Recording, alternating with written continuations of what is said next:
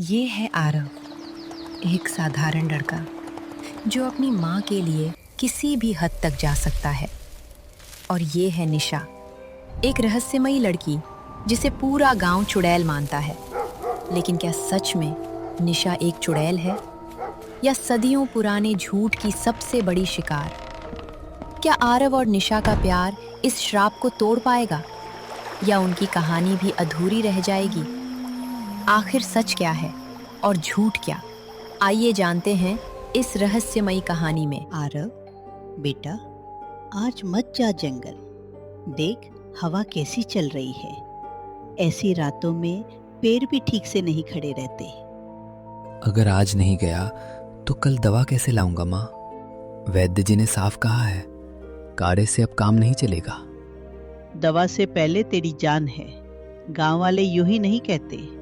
उस जंगल में कुछ है, बहुत पुराना, बहुत बुरा। गांव वाले तो हर परछाई में भूत देख लेते हैं, चुड़ैल वुड़ैल कुछ नहीं होती माँ। तेरे बाप ने भी यही कहा था। और फिर एक रात गया तो सुबह उसका कुल्हाड़ा मिला, आदमी नहीं।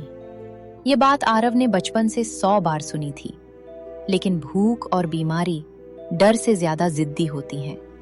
मैं जल्दी लौट आऊंगा। जंगल के किनारे से ही लकड़ी काटूंगा, अंदर नहीं जाऊंगा, कसम। कसम रास्ते बचाती है, किस्मत नहीं। फिर भी जा रहा है तो ये ताबीज पहन ले। तुम्हें सुकून मिलेगा तो पहन लेता हूँ। अगर कहीं सफेद कपड़ों में कोई दिखे, उसकी आंखों में मत देखना। चाहे वो रोए, पुकारे, मदद मांगे, मत रुकना। ठीक है, अब तुम आराम करो, मैं चांद ढलने से पहले लौट आऊंगा।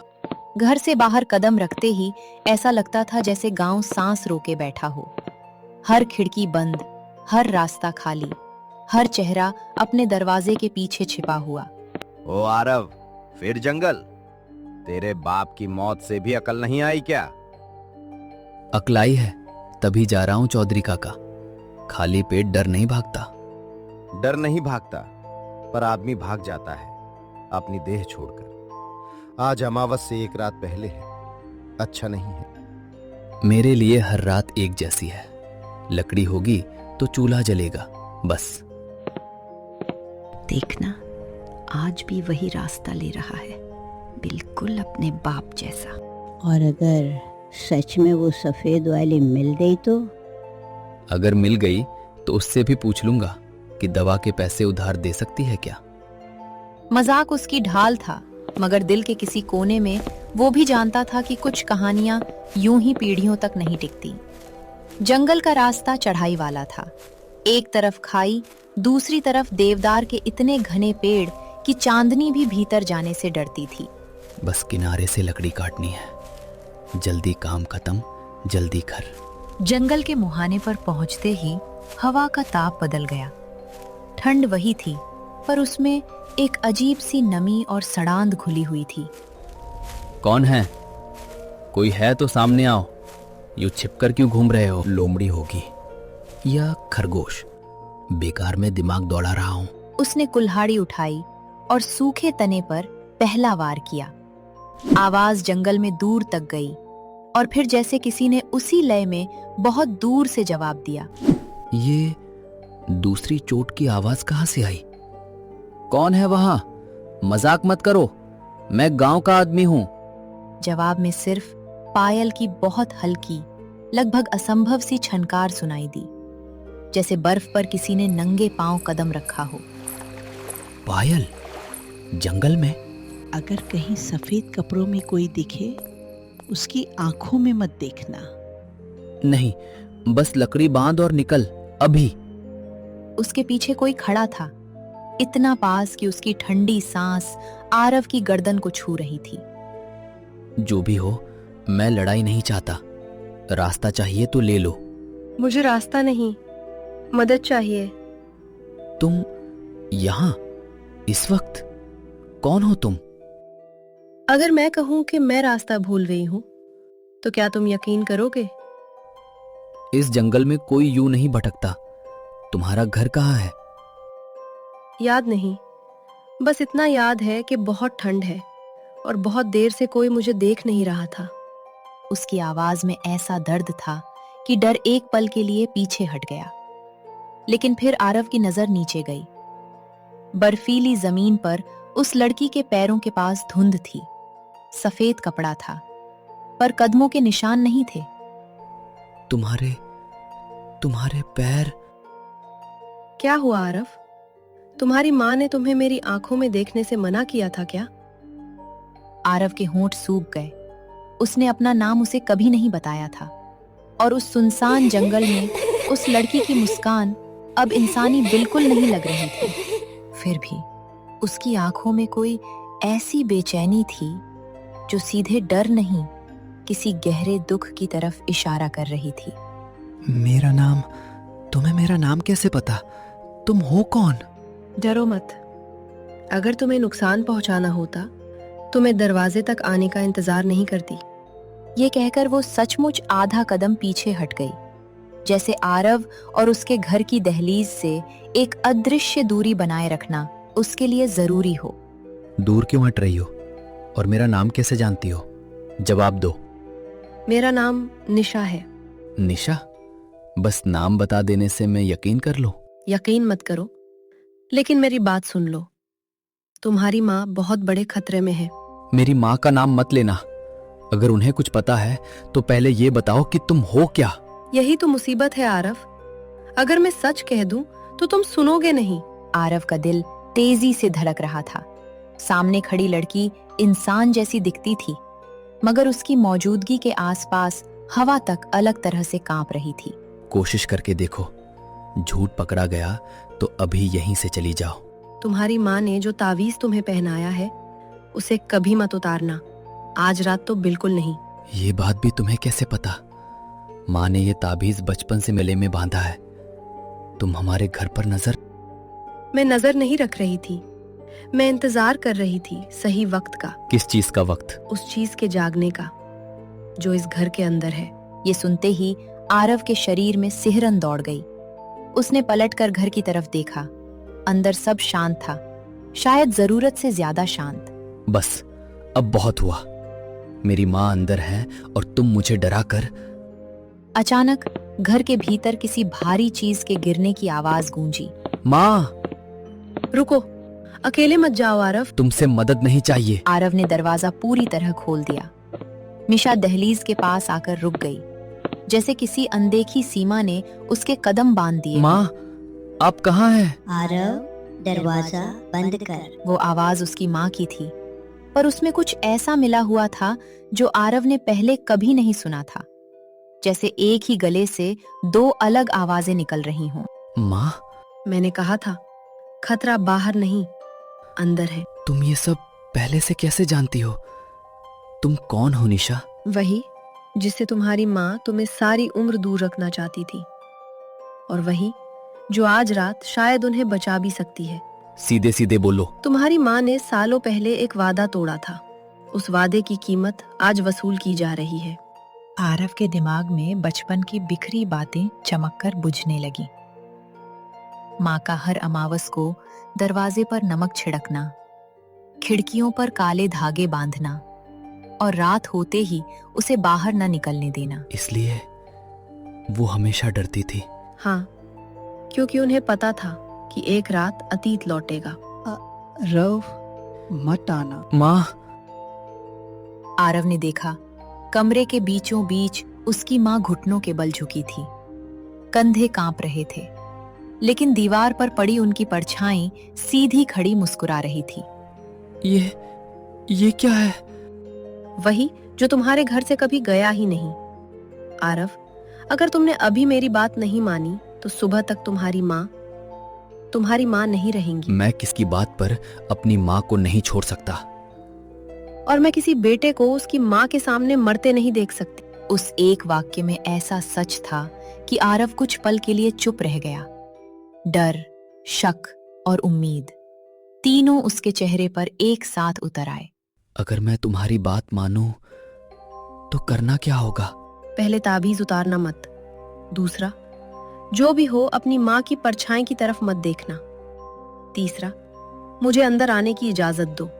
इजाजत? हर दहलीज लकड़ी की नहीं होती आरव, कुछ दहलीजें वचन से बनती हैं। आरव ने उसकी तरफ देखा। अब पहली बार उसे लगा निशा घर के बाहर इसलिए नहीं थी कि वो अंदर आना चाहती थी, बल्कि इसलिए कि वो बिना बुलाए आ ही नहीं सकती थी। उसे अंदर मत लाना, वही तुम्हारी बर्बादी है। माँ? नहीं, वो तुम्हारी माँ नहीं बोल रही। वो जानती है कि मैं अंदर आई तो उसका खेल खत्म हो जाएगा। अगर तुम झूठ बोल रही हो तो मैं... मेरी तरफ मत देखो आरव, बस फैसला करो अभी। और तभी कमरे के भीतर घुटनों के बल झुकी उसकी माँ ने धीरे धीरे अपना चेहरा उठाया। उनके होठों पर खून था, आंखें पूरी काली थीं, और उसी पल उन्होंने आरव की नहीं, दहलीज पर खड़ी निशा की आवाज में कहा, मुझे अंदर आने दो आरव। अगले ही पल सब कुछ टूट गया। भरोसा, डर, घर की मर्यादा। और आरव ने बिना सोचे उसी चांदनी की लकीर का पीछा किया जो निशा को जंगल के भीतर किसी पुराने पाप की तरह खींचे ले जा रही थी। निशा, रुको, भागो मत, मुझे सच जानना है, अभी, इसी वक्त। आरव! उसके पीछे गया तो वापस मेरा बेटा बनकर नहीं लौटेगा। मत आओ, अगर आए तो जो देखोगे उसके बाद मुझसे नफरत करोगे। लेकिन कुछ डर ऐसे होते हैं जिनसे आदमी भागता नहीं, उनके भीतर उतरता है। आरव अब सिर्फ निशा के पीछे नहीं भाग रहा था, वो अपने ही घर में छिपी उस अंधेरी सच्चाई के पीछे भाग रहा था। निशा, बस एक बार सामने आओ, झूठ मत बोलो, पर छुपो भी मत। मैं छुप नहीं रही आरव, मैं तुम्हें बचा रही हूँ। तुम जितना पास आओगे उतना सब कुछ टूटेगा। तो टूटने दो। मेरे घर में जो था वो सच था या तुम? मैं अब आधा सच नहीं सुनूंगा। जंगल के बीचों बीच, जहां गांव वाले दिन में भी कदम रखने से डरते थे, एक भूला हुआ श्मशान ननुमा कब्रिस्तान पड़ा था। टूटी समाधियों के बीच, पीपल की काली जड़ों के पास निशा आखिर खड़ी थी, पीठ उसकी आरव की ओर, जैसे वो चाहती हो कि सच पहले उसकी आवाज बोले, चेहरा नहीं। निशा, अगर अब भी मेरा नाम उसी तरह लिया है तो शायद देर पूरी नहीं हुई, लेकिन मुड़कर मुझे देखोगे तो तुम्हारी दुनिया पहले जैसी नहीं रहेगी। मेरी दुनिया पहले ही बदल चुकी है। घर में मेरी माँ या जो भी था, उसने तुम्हारी आवाज में मुझे बुलाया। तुम कौन हो? वही जिससे तुम्हें डरना चाहिए, और वही जिसने अब तक तुम्हें सबसे ज्यादा बचाया है। जब वो मुड़ी तो आरव ने पहली बार उस चेहरे को देखा जिसे चांदनी हमेशा छुपाती रही थी। डरावना, अस्वाभाविक, लेकिन किसी शिकारी की तरह नहीं, किसी ऐसे जीव की तरह जिसे सदियों से केवल गलत समझा गया हो। तुम सचमुच? हाँ, मैं चुड़ैल हूं आरव, कहानी नहीं, अफवाह नहीं, सच। तो गांव वालों की बातें, रातों की परछाइयां, तालाब के पास वो सिसकियां, सब तुम थी?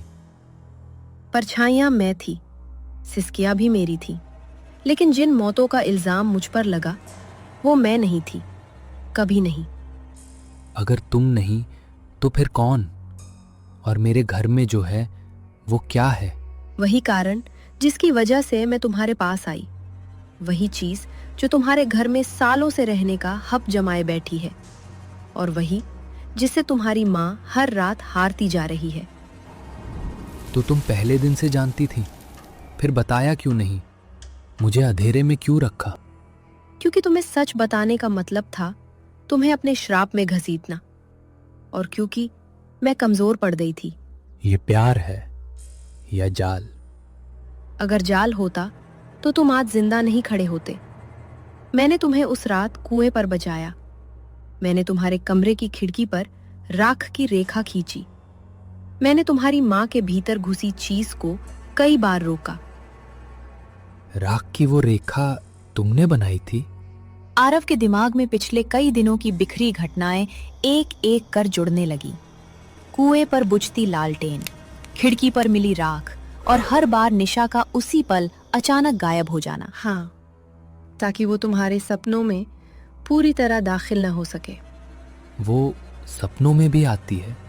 वो दरवाजों से कम यादों से ज्यादा आती है, और तुम्हारे घर में उसके लिए सबसे बड़ा दरवाजा है तुम्हारी माँ का अपराध बोध। किस बात का अपराध बोध? मेरी माँ ने क्या किया है? तुम्हारी माँ ने नहीं, तुम्हारे खानदान ने, और उसकी कीमत अब भी चुकाई जा रही है। मैं उसी कीमत का बचा हुआ हिस्सा हूँ। सीधे सीधे बोलो निशा, तुम कौन थी चुड़ैल बनने से पहले? मैं भी इंसान थी। मेरा नाम निशा नहीं था। मुझे लोग नैनतारा कहते थे। फिर तुम्हारे साथ क्या हुआ? मुझसे प्रेम का वादा किया गया, लेकिन मुझे अपवित्र कहकर इसी कब्रिस्तान के पास जिंदा गाड़ दिया गया। किसने? जिस परिवार का नाम आज तुम्हारे घर के दरवाजे पर लिखा है, उसी खून ने, तुम्हारे पुरखों ने। आरव के भीतर जैसे किसी ने जमीन खींच ली। प्रेम, भय और विरासत तीनों एक ही बिंदु पर आकर टकरा गए थे। सामने खड़ी स्त्री राक्षस भी थी, पीड़िता भी, और शायद उसी पाप का जीवित प्रमाण भी जिसे उसका अपना परिवार दफन समझ चुका था। तो तुम मुझसे नफरत करती हो, फिर भी मुझे बचाती रही। मैंने बहुत कोशिश की नफरत करने की, लेकिन तुम वैसे नहीं निकले। यही मेरी सबसे बड़ी हार है। और मेरी सबसे बड़ी सच्चाई शायद यही है कि मैं अभी भी तुम्हें छोड़कर नहीं जा पा रहा। पास मत आओ। मेरे पास आने से सिर्फ तुम्हारा दिल नहीं, तुम्हारी किस्मत भी बदल जाएगी। किस्मत पहले ही बदल चुकी है। अगर तुमने मुझे बचाया है तो अब मैं भी भागूंगा नहीं। जो श्राप है उसका अंत ढूंढेंगे। नहीं, बहुत देर हो गई। उसने हमारी बातें सुन ली। किसने? जिसे तुम अपनी माँ समझ रहे हो, वो असली खेल की बस परछाई है।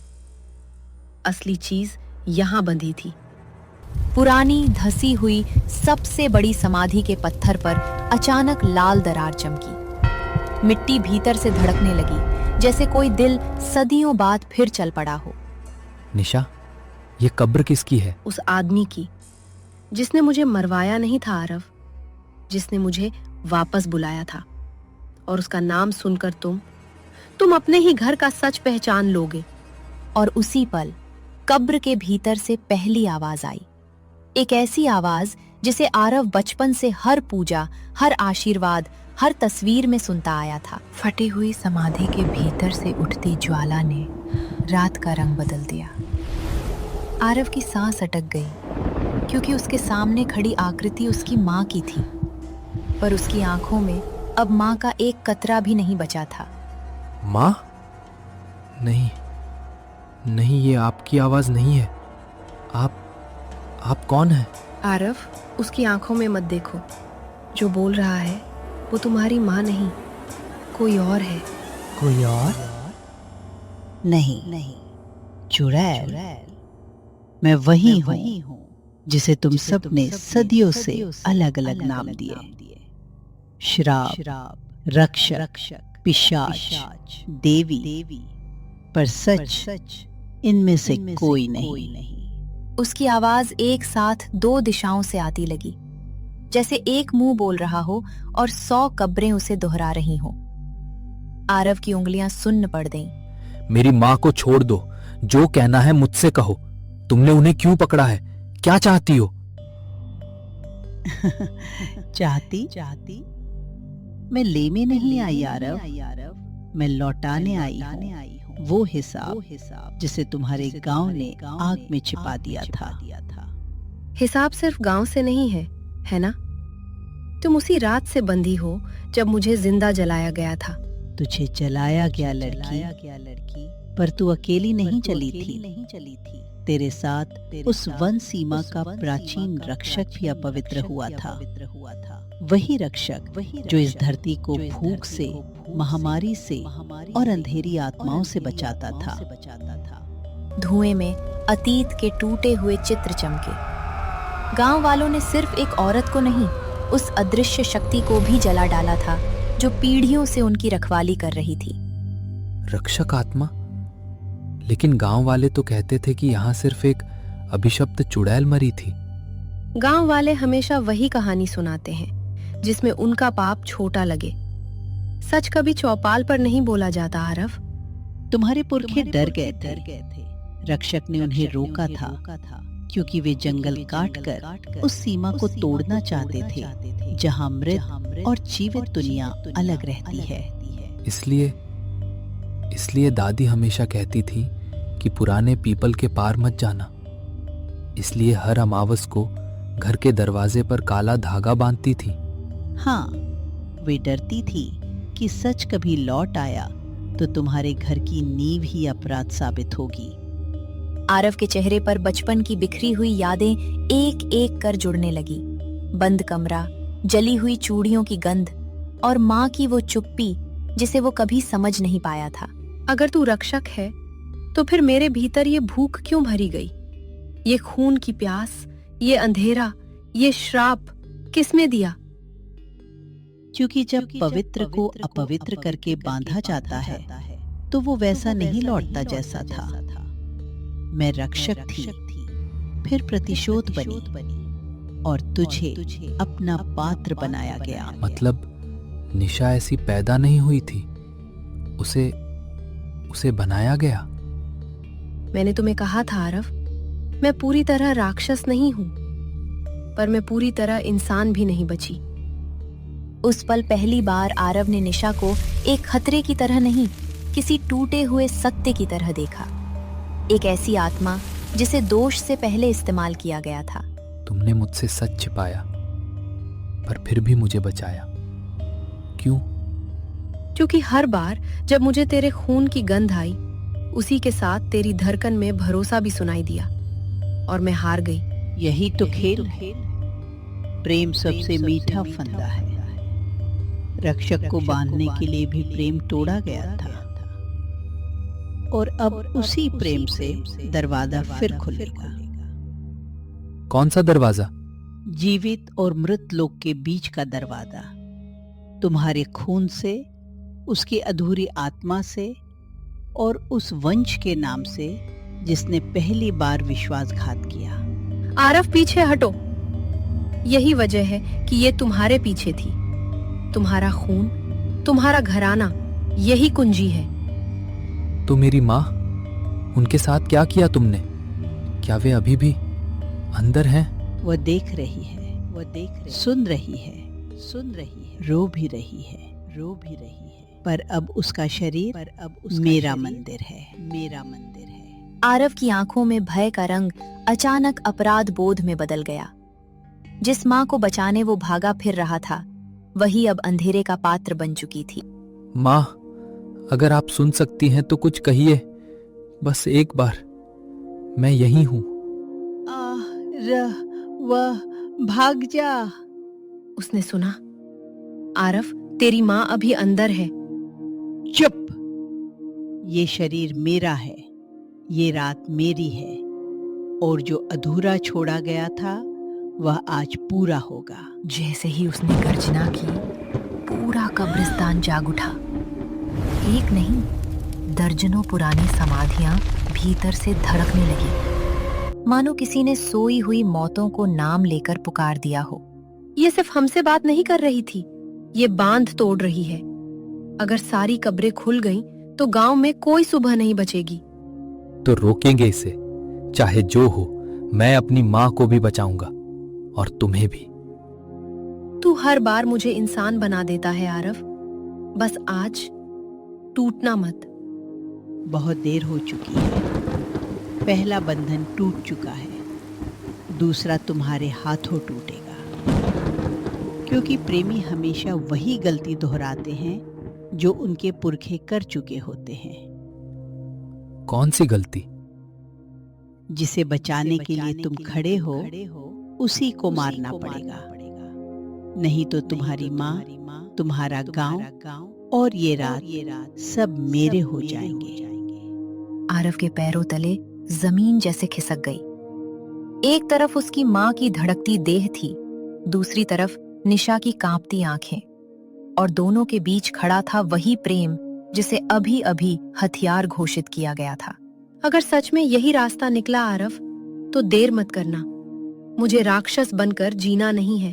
चुप, मैं तुम्हें मरने नहीं दूंगा। इस बार फैसला कोई श्राप नहीं करेगा।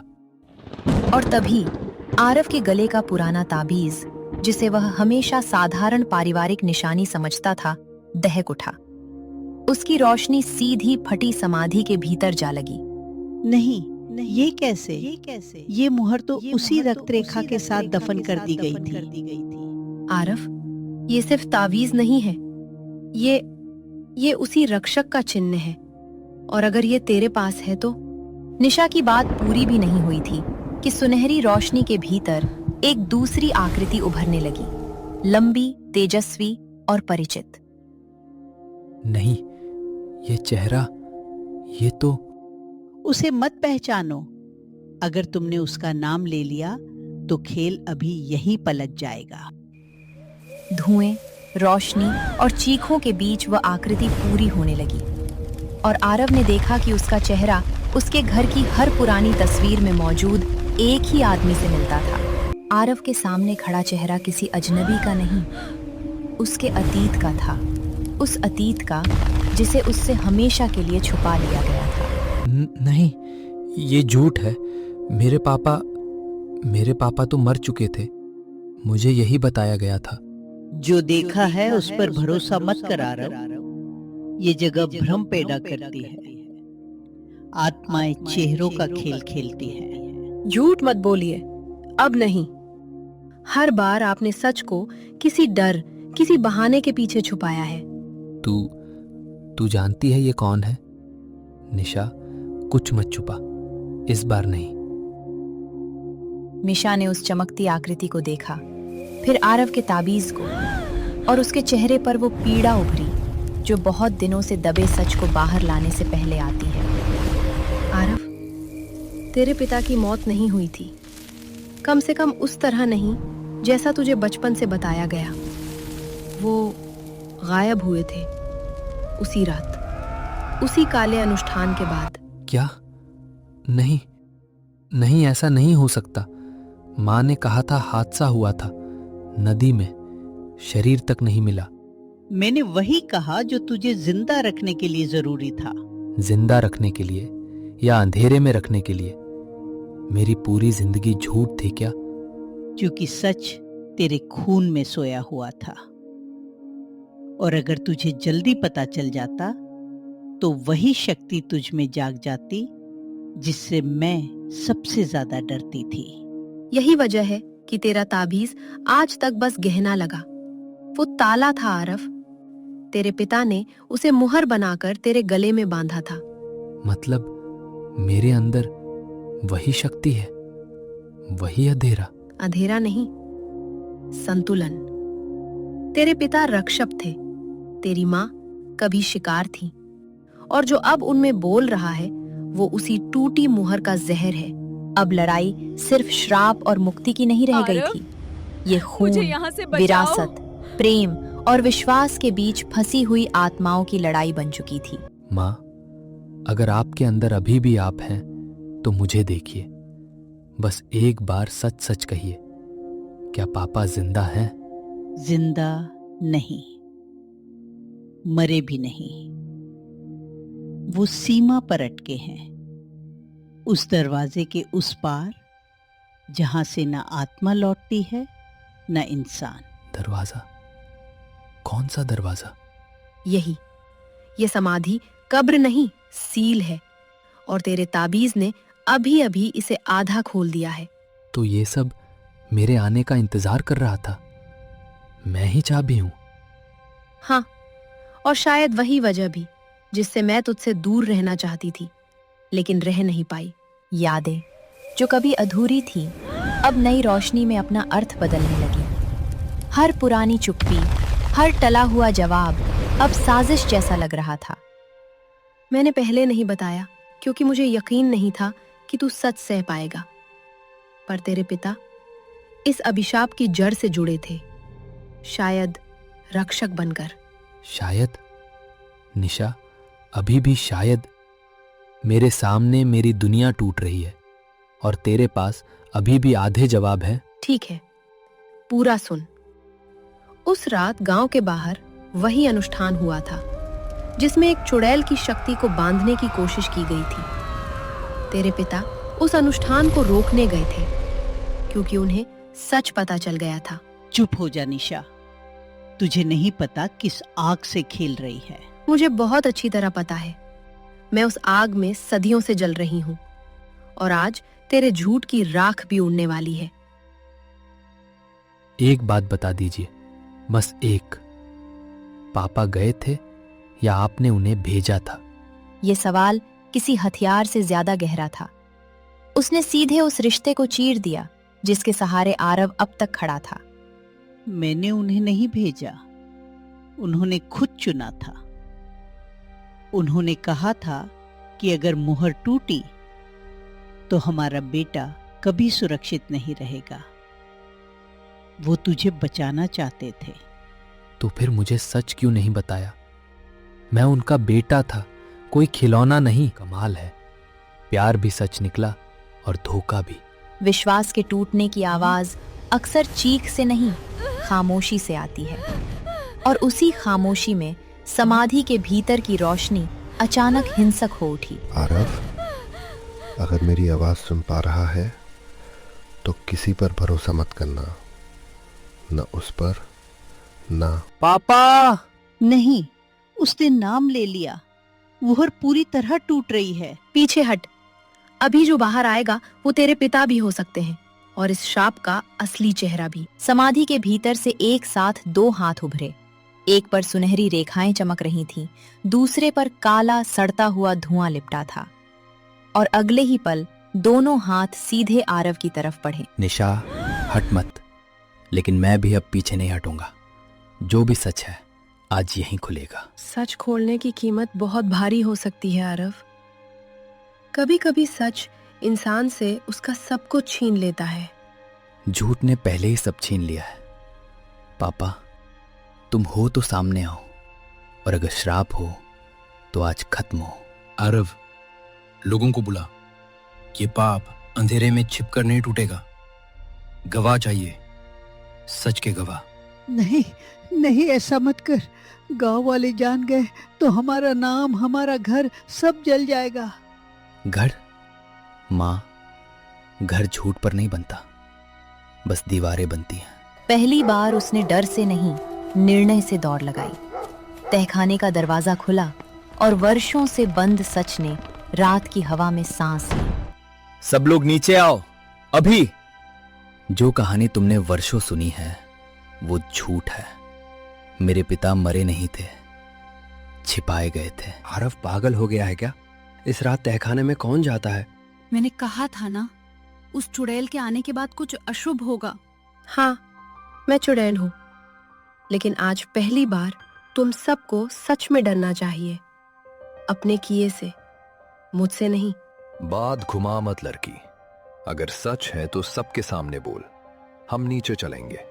भीड़ जब सच देखने उतरती है तो वो न्याय के लिए नहीं, पहले तमाशे के लिए उतरती है।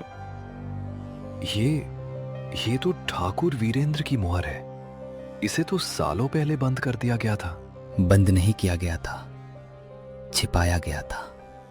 मेरे पिता ने एक लड़की से प्रेम किया था, उससे जिसे तुम सबने चुड़ैल कहा। झूठ। तुम्हारे पिता तो गांव बचाते हुए मरे थे। मैं नहीं मरा था, मैंने पाप किया था। मैंने प्रेम से डरकर विश्वासघात किया। आवाज सचमुच वही है। ये कैसे हो सकता है? भगवान बचाए। हाँ, ये सच है। उसने उस लड़की से प्रेम किया था, फिर गांव के डर, अपने नाम, अपनी विरासत के लिए उसने उसे धोखा दिया। और मैं सब जानती थी। तो मेरी माँ सच कहती थी, उसे प्रेम ने नहीं, डर ने मारा था। इंसानों ने पहले उसका दिल तोड़ा, फिर उसकी देह। तुम्हारी माँ वही थी, वही जिसकी कहानी को श्राप कहकर दबा दिया गया। वो चुड़ैल नहीं थी, वो बस एक औरत थी जिसे प्रेम पर भरोसा करने की सजा मिली। उसकी मौत के बाद उसका क्रोध श्राप बन गया।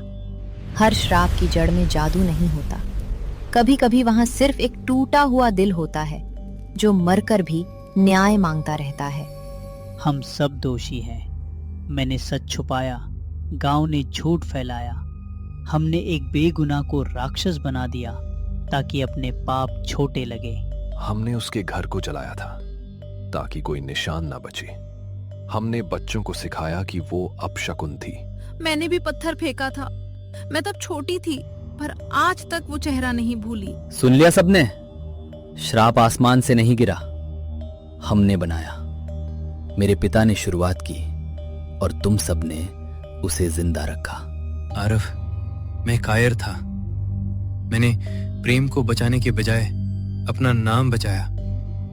यही पाप मुझे यहाँ बांधे रहा। और मेरी माँ, उसे क्या मिला? मौत, बदनामी और सदियों की नफरत? कुछ नहीं। इसलिए मुक्ति भी उसे पहले मिलनी चाहिए। अब फैसला किसी मंत्र, ताबीज या हथियार से नहीं होना था। अब फैसला उस प्रेम से होना था जिसे 2 पीढ़ियों ने अलग अलग रूप में जिया। मुक्ति? इतने वर्षों बाद? मेरे जले हुए सपनों की राख पर खड़े होकर तुम लोग मुक्ति मांगते हो? हाय भैया, वो आ गई। माँ बचा। माँ, मैं हूँ निशा। मैं बदला लेने नहीं आई।